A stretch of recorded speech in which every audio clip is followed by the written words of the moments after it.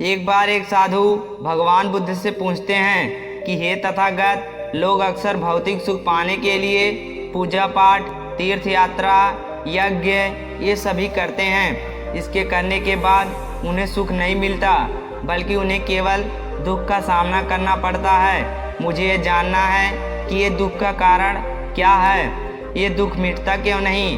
तथागत बोले, क्या यह आप मानते हो कि दुख एक सत्य है? क्या यह भी मानते हो कि दुख का कारण सत्य है? साधु ने कुछ देर सोचा और फिर कहा, हाँ। बुद्ध बोले, अगर दुख का कारण है तो दुख तो होगा, और यदि कारण ही समाप्त हो जाएगा तो दुख ही लुप्त हो जाएगा, जैसे सूर्य के प्रकाश से अंधेरा लुप्त हो जाता है। साधु ने बुद्ध से कहा कि आप सुनी सुनाई बातें नहीं कहते, जो भी कहते हैं अपने ज्ञान और अनुभव से कहते हैं। आपने कहा कि मुक्ति पाने के लिए अपने विवेक को जगाना और पूर्ण ध्यान में लुप्त हो जाना है, जिससे कि सभी मनुष्य अपने आप को भली भांति समझ सकता है।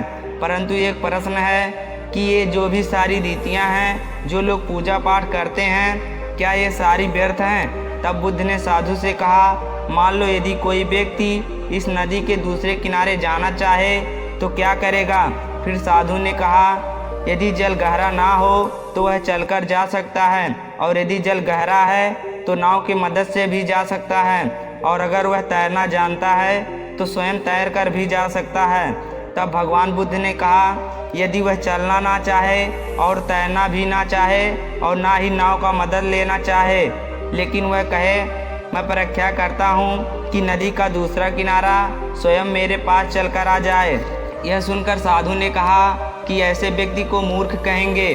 फिर बुद्ध बोले, इसी प्रकार जब व्यक्ति अपने अज्ञान और विवेक को जब तक मिटाएगा नहीं तो वह सुख कैसे पाएगा? चाहे वह पूजा पाठ करे या यज्ञ करे या व्रत करे, वह इसी किनारे पर रह जाएगा।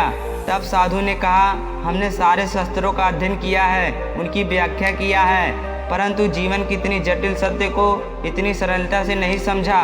तब साधु ने बुद्ध से कहा, आप ज्ञान के सागर हैं। और फिर साधु ने कहा कि हे बुद्ध, मुझे भी अपने चरण में आने का मौका दीजिए। और गौतम बुद्ध ने अपने चरण में आने का मौका दिया। नमो बुद्धाय।